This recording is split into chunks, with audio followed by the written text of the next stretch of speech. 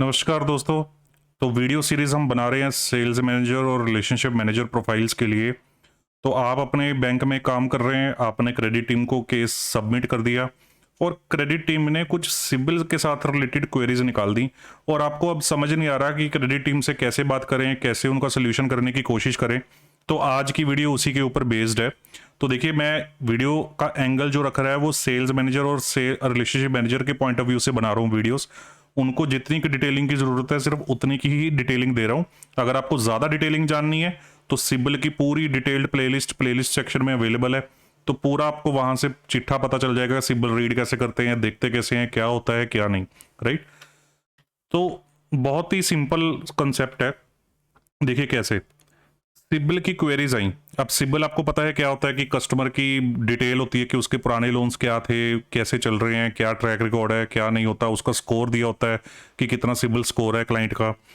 तो अब क्रेडिट ने आपको मेल डाला, फॉर एग्जांपल रिस्क टीम ने मेल डाला कि भाई यार आपका जो बोरोर है ना उसके सिबिल में ये डिफॉल्ट है, ये पंगा है, ये इशू है, वो इशू है। तो अब उसको देख के घबराना नहीं है, आपको उस चीज को अच्छे से समझना है और इस चीज को रिजॉल्व करवाने की कोशिश करनी है। सबसे पहले आपको डीपीडी का मतलब पता होना चाहिए। डीपीडी का क्या मतलब होता है? Days past due. Days past due. तो दैट मीन्स कि ड्यू डेट के ऊपर कितने दिन हो गए। मान लीजिए कोई लोन की ईएमआई 7th को पे करनी थी और उसने वो ईएमआई 9th को पे की, तो डेज पास्ट ड्यू, ड्यू के बाद कितने डेज हो गए? 2 डेज हो गए।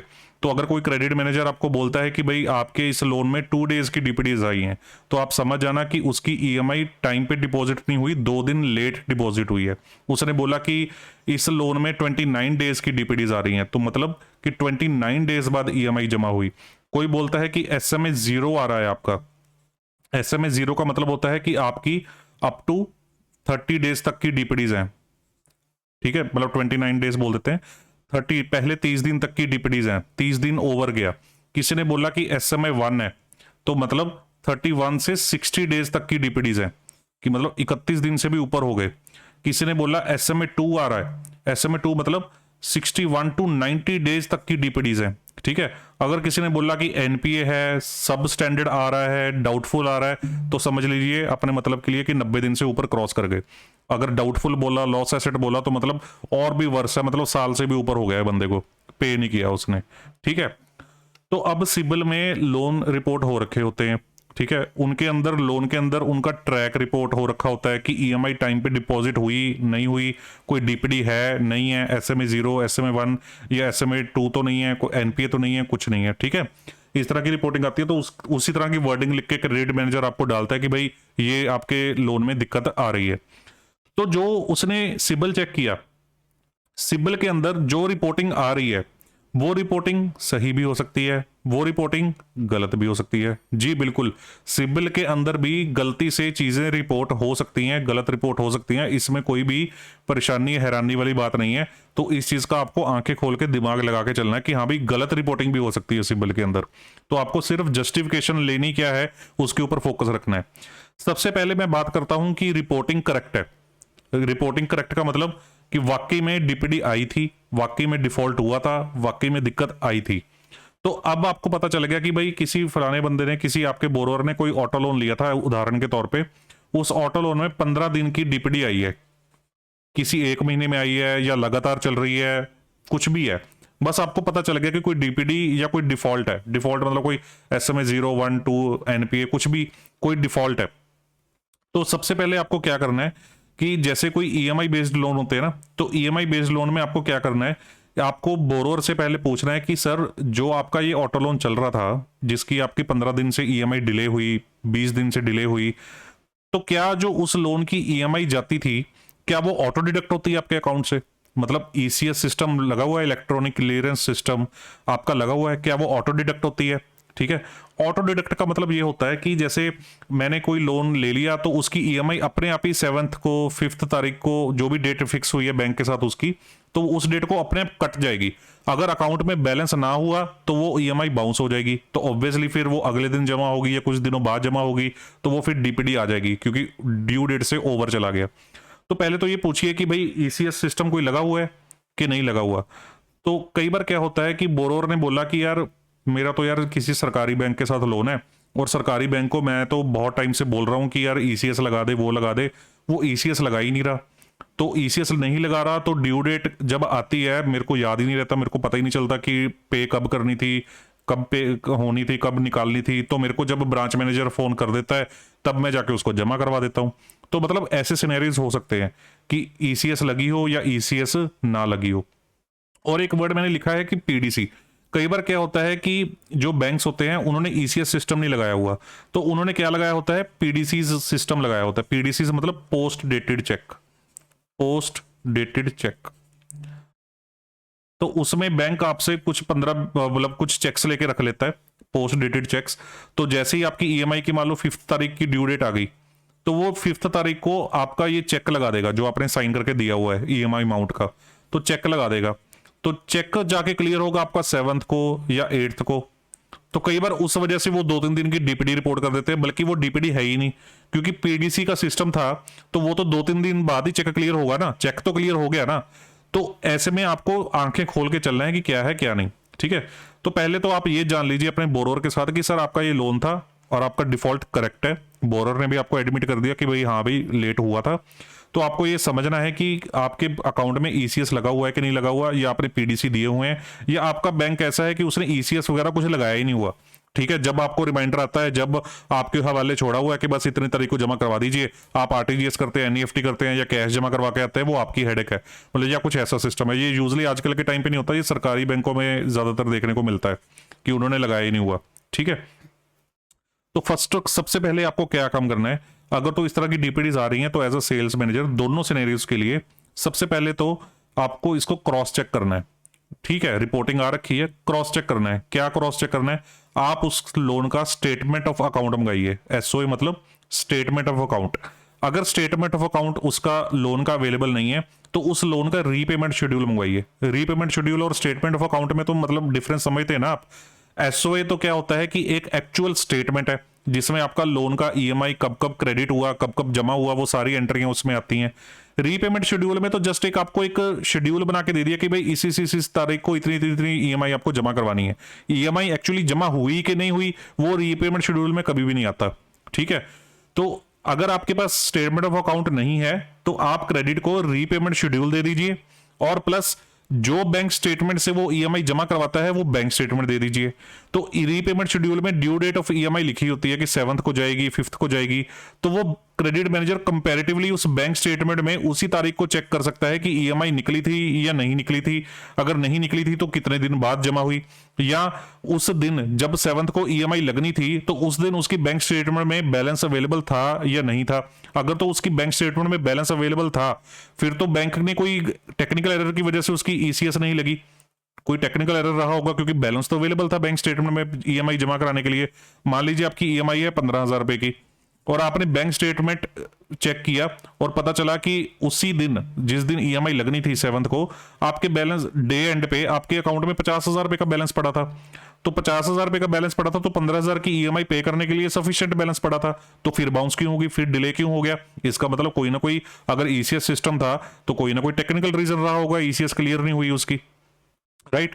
अगर नॉन ईसीएस सिस्टम था तो आप अपने क्रेडिट मैनेजर को बोल सकते हो कि भाई साहब आप देख लो भाई कि 7th को ईएमआई लगनी थी, 7th को ईएमआई पे करने के लायक उसके पास बैंक स्टेटमेंट में बैलेंस पड़ा है, वो तो ईसीएस सिस्टम नहीं था तो उसको ये ड्यू डेट उससे स्किप हो गई, जब उसको पता चला फोन आया तो उसने जमा करवा दिया। ऐसा तो नहीं था कि क्लाइंट मेरा कोई कैश क्रंच में था, राइट।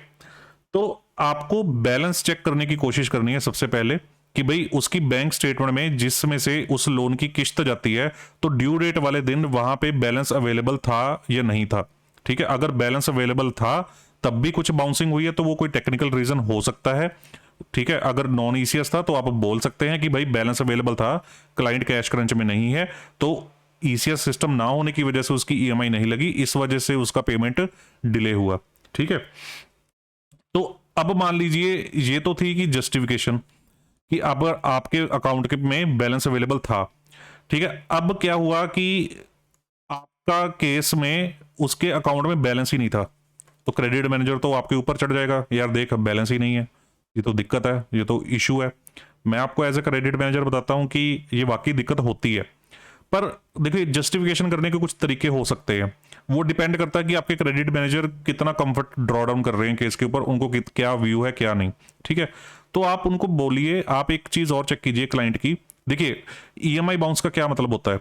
ईएमआई बाउंस का मतलब होता है, आपको पहले टेक्निकली समझना पड़ेगा। ईएमआई बाउंस का मतलब होता है कि आपका जो बोरोर है ना, वो बोरोअर इतना बेकार बोरोर है ना, उसके पास पैसा ही नहीं है किस्त जमा कराने का, फालतू का बोरोर है, उसके पास ईएमआई पैसा कराने के जमा नहीं है और आपसे लोन ले रहा है, कैश क्रंच में है बोरोअर, फटा हुआ बोरोअर है, खराब होने वाला खाता है।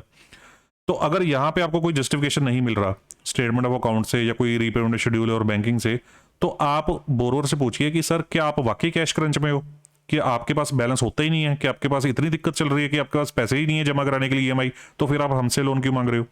तो फिर बोरोअर क्या बोल सकता है आपको कि यार सर मैं कोई कैश क्रंच में नहीं हूं, मैं कैश रिच पार्टी हूं, मेरे पास अच्छा खासा कैश होता है, तो आप मेरे ये दूसरे अकाउंट, दूसरे बैंकों के अकाउंट चेक कर लीजिए, दूसरे बैंकों के अकाउंट चेक कर लीजिए कि उनमें बैलेंस अवेलेबल है या नहीं है। ये पॉइंट तो मैं आपको ऑलरेडी क्लियर कर चुका हूं कि बैलेंस अवेलेबल सेम बैंक में पहली प्रेफरेंस होती है, जो मैंने आपको यहां पे लिखा।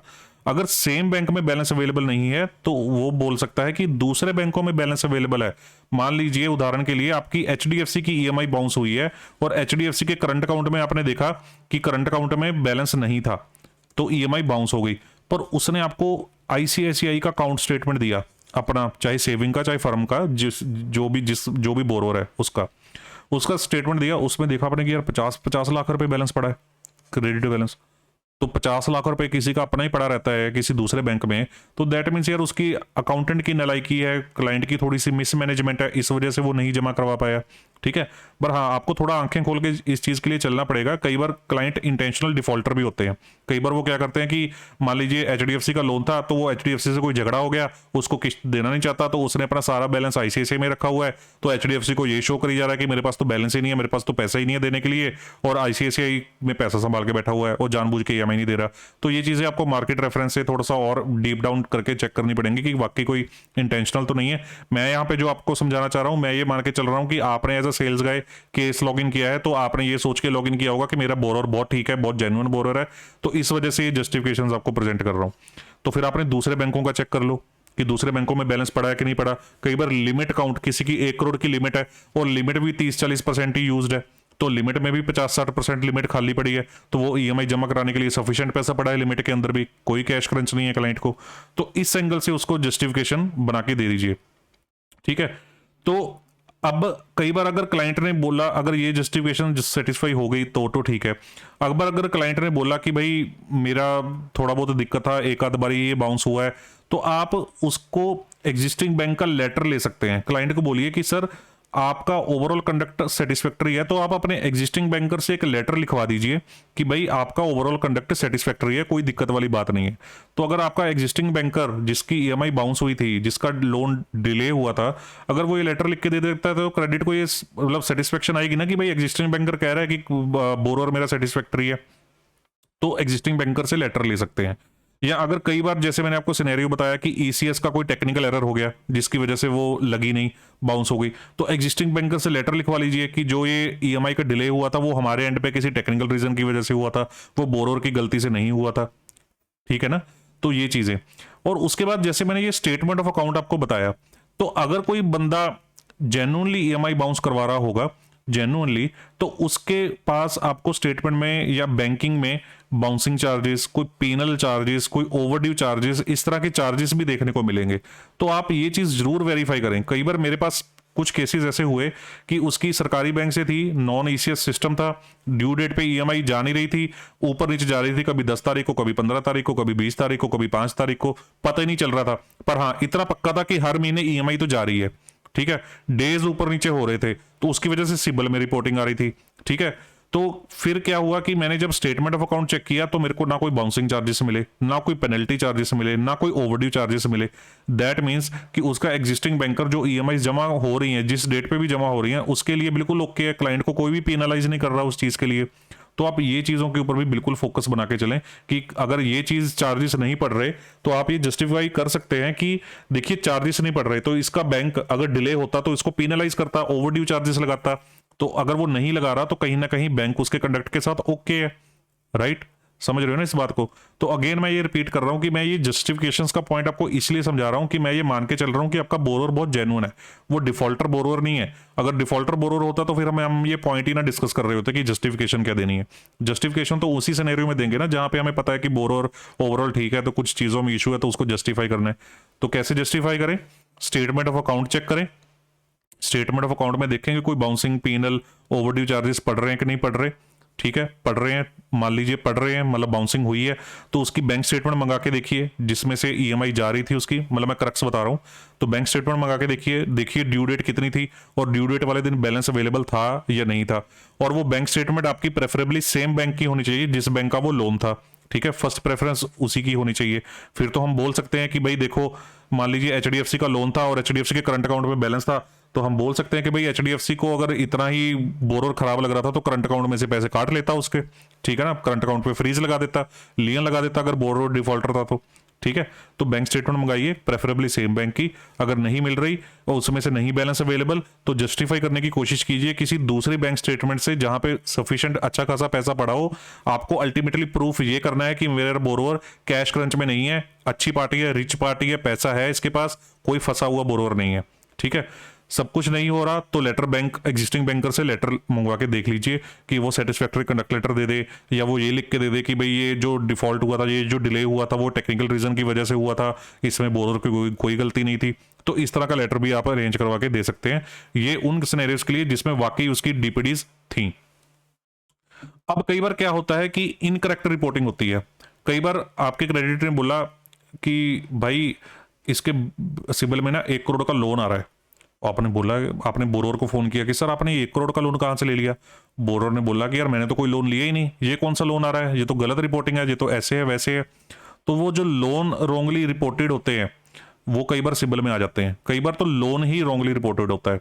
ठीक है, चाहे वो उस लोन के अंदर कोई डिफॉल्ट हो या ना हो, चाहे वो लोन बिल्कुल सही चल रहा हो, बोरोर कह रहा है कि मैंने 1 करोड़ का लोन लिया ही नहीं तो मैं क्या करूं भाई। ठीक है, तो वो लोन रॉन्गली रिपोर्टेड होते हैं।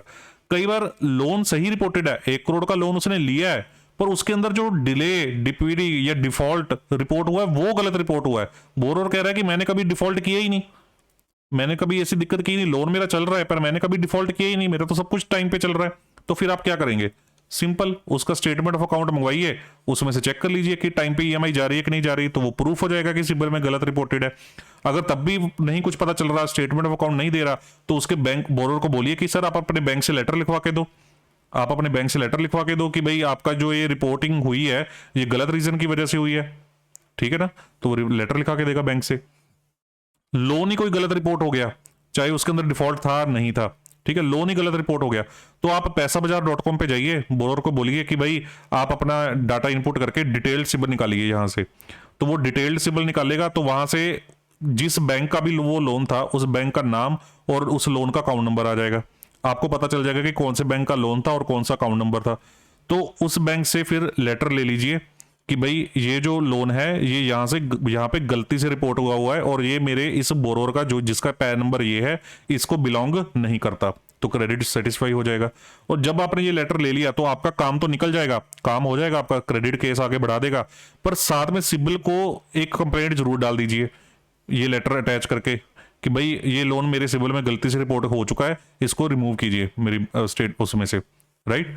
तो ये आपका इनकरेक्ट रिपोर्टिंग का सोल्यूशन है। तो क्रेडिट टीम को भी थोड़ा सा माइंडसेट ओपन रखना चाहिए जब भी केस मतलब करते हो। तो देखिए कई बार क्या होता है कि मान लीजिए आपका बोरोर है मिस्टर ए, उसका सिबिल निकला, उसके सिबिल में उसके सारे पुराने लोन्स की हिस्ट्री आ रही है, पुराने लोन्स की हिस्ट्री आ रही है 2005 से लेके 2024 तक उसने जो भी लोन्स लिए हैं उन सब की रिपोर्टिंग आ रखी है उसके अंदर, चाहे वो क्रेडिट कार्ड हो, पर्सनल लोन हो, ऑटो लोन हो, होम लोन हो, लैप हो, कुछ भी हो, सबकी रिपोर्टिंग आ रखी है। तो आपको जब भी सिबिल को जज करना है तो टोटलिटी में जब जज करना है। अब कोई आपको क्रेडिट वाला बोले कि 2013 में डीपीडी आई थी, 2018 में डीपीडी आई थी, 2019 में ऐसा कुछ हुआ था, तो भाई साहब छोड़ दीजिए ना, 5 साल पुरानी बात है, 5 साल पुरानी बात है। 5 साल पहले अगर कोई डीपीडी आ गई थी तो 2019 के बाद 2024 तक पिछले 5 सालों से तो सब कुछ सही चल रहा है ना, 5 सालों से तो कोई दिक्कत आई नहीं। तो जो पुराने लोन्स होते हैं तो उनको, और जो वन ऑफ डीपीडीज होती हैं, कई बार क्या होता है कि किसी ऑटो लोन में कोई ऑटो लोन पिछले 36 महीने से चल रहा है, 36 महीने से चल रहा है, और उसमें से किसी 1 या 2 महीने में डीपीडी आ गई, तो यार वन ऑफ डीपीडी तो छोड़ सकते हैं ना। तो ये जस्टिफाई करने की कोशिश कीजिए क्रेडिट को कि यार 36 महीने से लोन चला रहा है और उसमें से 1-2 महीने में कोई डिले हो भी गया तो क्या दिक्कत है। ओल्ड डीपीडीज कोई यार 2019 में लोन में कोई डीपीडी आ गई थी तो उसमें क्या दिक्कत है। अभी पिछले 5 साल से तो देखो ना, 5 साल से तो बिल्कुल ठीक चल रहा है, कोई दिक्कत वाली बात नहीं है। तो वन ऑफ डीपीडीज, ओल्ड डीपीडीज को इस तरह से जस्टिफाई करने की कोशिश कीजिए। बोरोर का ट्रैक दिखाइए कि यार क्रेडिट मैनेजर भाई साहब 2005 से लेकर 2024 तक के पूरी लोन्स की हिस्ट्री देखो उसकी, कितने लोनों में उसने डिफॉल्ट किया।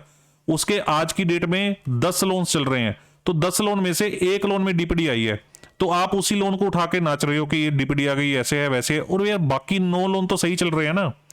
और 2019 में या 2022 में उसने किसी लोन में अगर डीपीडी भी दी थी, कोई डिफॉल्ट हुआ था, कोई एसएमए हुआ था, उसके बाद 2023 में उसको कितने नए लोन सैंक्शन हुए, 2024 में उसको कितने नए लोन सैंक्शन हुए, तो दूसरे बैंकों ने भी तो उसको उसी डीपीडी को कंसीडर करते हुए लोन दिए हैं ना। दूसरा बैंक अगर उसके ऊपर कॉल ले रहा है तो आप क्यों नहीं ले रहे कॉल। किसी क्रेडिट कार्ड में डिले था, क्रेडिट कार्ड में डीपीडीज आ गई थी, तो भाई साहब और क्रेडिट कार्ड भी तो चल रहे हैं उसके, तो और क्रेडिट कार्ड में तो वो सही चला रहा है, तो वो भी तो देखो ना साथ में। नेगेटिव पॉइंट के ऊपर ही फोकस क्यों कर रहे हो। एक गिलास अगर आधा खाली है और आधा भरा हुआ है तो हम ये क्यों कह रहे हैं कि आधा गिलास खाली है, हम ये भी तो बोल सकते हैं ना कि आधा गिलास भरा हुआ है, ठीक है ना। तो नेगेटिव साइड पे फोकस ना करके आप पॉजिटिव साइड पे भी तो देखने की कोशिश करो। अगर उसका 2022 में किसी क्रेडिट कार्ड में सेटलमेंट हुआ था, कोई डिफॉल्ट हुआ था, कोई राइट ऑफ हुआ था, तो 2023 में उसको एक नया क्रेडिट कार्ड भी तो किसी बैंक ने इशू किया। तो जो क्रेडिट कार्ड में बंदा डिफॉल्ट कर रहा है उसको कोई और बैंक नया क्रेडिट कार्ड 2023 में बना के दे रहा है, तो आप क्यों फंस रहे हो। वो भी तो कॉल ले रहा है ना क्लाइंट के ऊपर। क्रेडिट कार्ड तो अनसिक्योर्ड होता है टोटल, तो आपको तो मैं प्रॉपर्टी दे रहा हूं लोन कराने के लिए, तो आप इसके ऊपर क्यों फंस रहे हो। तो ये चीजें आपको जब भी सिबिल को जज करना है तो टोटल बेसिस पे जज करना है, आंखें खोल के बंदे को सिबिल को देख के आपको बंदे को पढ़ने की कोशिश करनी है कि ये बंदे का कंडक्ट कैसा है। वन ऑफ लोन में उसने कभी डीपीडी कर दी, 36 महीने उसने ट्रैक चलाया, 36 महीने से 1-2 महीने कोई डिले हो गया तो क्या दिक्कत है। बाकी 34 मंथ्स तो सही चलाए ना उसने। लोन की टोटल विंटेज भी देखिए कि एक लोन कितने समय से चला रहा है वो, तो कितने समय में से कितनी ईएमआई बाउंस की उसने। अगर उसने आज तक उसने 50 किस्तें लोन की दी हैं आज तक, तो उसमें से अगर 1-2 बाउंस होगी तो क्या दिक्कत है।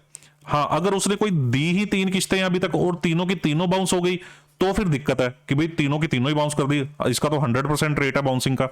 यहां पे तो उसका अगर 1-2 ईएमआई 50 में से बाउंस कर भी दी तो क्या उसका तो रेट ही सारा 1-2% रेट है बाउंसिंग का टोटल में से, राइट। तो टोटलिटी में जज करने की कोशिश कीजिए। नए लोन देखिए कि डिफॉल्ट होने के बाद उसको दूसरे बैंकों ने भी तो लोन दिए, दूसरे बैंकों ने अगर उसके पुराने डिफॉल्ट को एक्सेप्ट करके लोन दे दिया तो आप भी तो बैंकर हो, आप भी तो क्रेडिट मैनेजर हो, तो आप क्यों नहीं दे सकते, ठीक है ना। तो ट्रैक ऑफ अदर लोन्स कि 9 लोन्स 10 लोन्स चल रहे हैं तो 1-2 में डीपीडी है तो 8 तो सही चल रहे हैं, राइट। तो टेक्निकल रीजन का लेटर लेना बैंक से, इस चीज का ध्यान रखिए। चार्जेस क्या डेबिट हुए हैं जो मैंने आपको ऑलरेडी पिछली स्लाइड में बताया, उनके ऊपर ध्यान रखिए। एक चीज और, कई बार लोन्स आ रहे होते हैं गारंटर कैपेसिटी में, गारंटर कैपेसिटी जरूर चेक करें कि यार आप ये जो लोन लिया है वो आपके बोरोर ने लिया है या उसके बोरोर कोई और था। कई बार क्या होता है कि आपका बोरोर है, उसके कोई एम्प्लॉय को कुछ चाहिए था तो उसने एम्प्लॉय के लोन में गारंटी डाल दी, उसके कोई चाचा ताया जी को कोई लोन चाहिए था उसने चाचा जी ताया जी के लोन में गारंटी डाल दी, तो उस चाचा जी ताया जी ने लोन डिफॉल्ट कर दिया या दोस्त ने लोन डिफॉल्ट कर दिया या उसके एम्प्लॉय ने लोन में डिफॉल्ट कर दिया, तो आपका बोरोवर तो प्राइमरीली रिस्पॉन्सिबल था ही नहीं उस लोन को रीपे करने के लिए, वो तो गारंटर था, सिंपल। तो आप उस लोन की स्टेटमेंट निकालिए और उसको प्रूफ कीजिए कि ये लोन हमारे बोरोवर के नाम पे नहीं था, उसका वो लोन को रीपे करने के लिए रिस्पॉन्सिबल कोई और था, प्राइमरीली रिस्पॉन्सिबल। तो इस एंगल से उसको जस्टिफाई करने की कोशिश कीजिए। बाकी आपके जो भी क्वेश्चंस हैं, मेरे को पता है सिबिल के ऊपर आपके बहुत सारे सवाल आ सकते हैं, तो कमेंट बॉक्स में डालिए, मैं जरूर आंसर करूंगा। Thank you very much.